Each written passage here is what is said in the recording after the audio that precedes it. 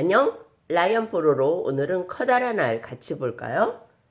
주지는 엄마가 가장 아끼는 닭이 엄청나게 큰 알을 품고 있는 걸 보았죠.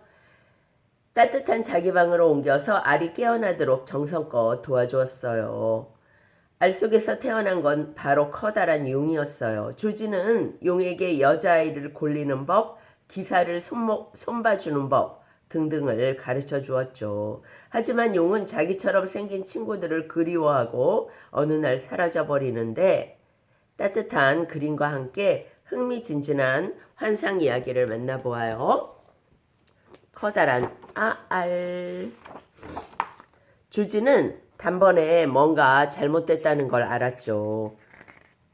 엄마가 가장 아끼는 닭이 아주 엄청난 걸 품고 있었거든요. 이게 알이, 어구, 이게 알이에요. 정말 큰데요? 주지는 커다란 알을 따뜻한 자기 방으로 옮겼죠. 그리고 사흘 밤낮으로 알에게 이야기를 읽어주었어요.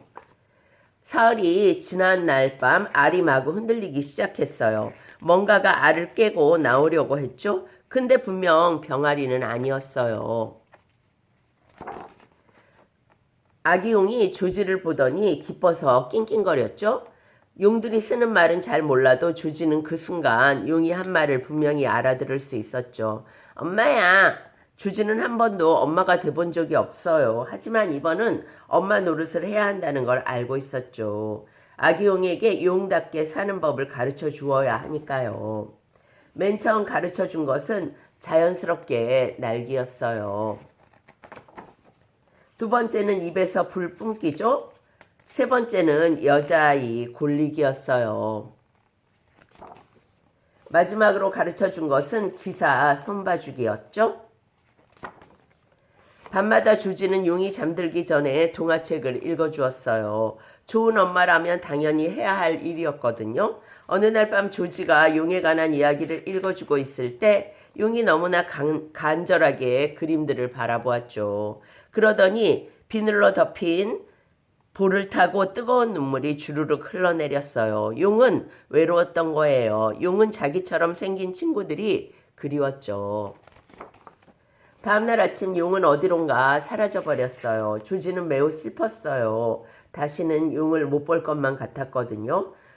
그런데 이래째 되는 날 밤, 이래면 7일이네요. 날개가 푸드덕거리는 소리에 조지는 잠이 깼어요. 조지는 들뜬 마음으로 커튼을 열어 제쳤죠. 그랬더니 커다란 나무 위에 용이 앉아 있는 거예요. 조지는 창문을 열고 용의 등에 올라탔어요.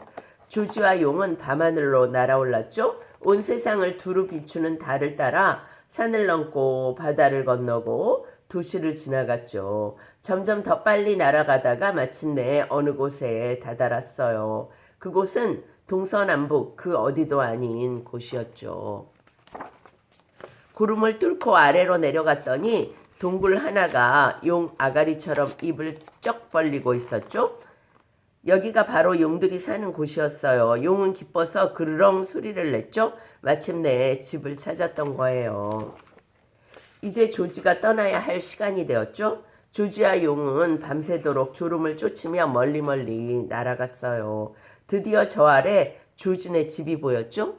조지는 용을 꼭 껴안았어요. 용은 그르렁 소리를 냈고 비록 용들이 쓰는 말은 잘 몰라도 조지는 그 순간 용이 한 말을 분명히 알아들었답니다.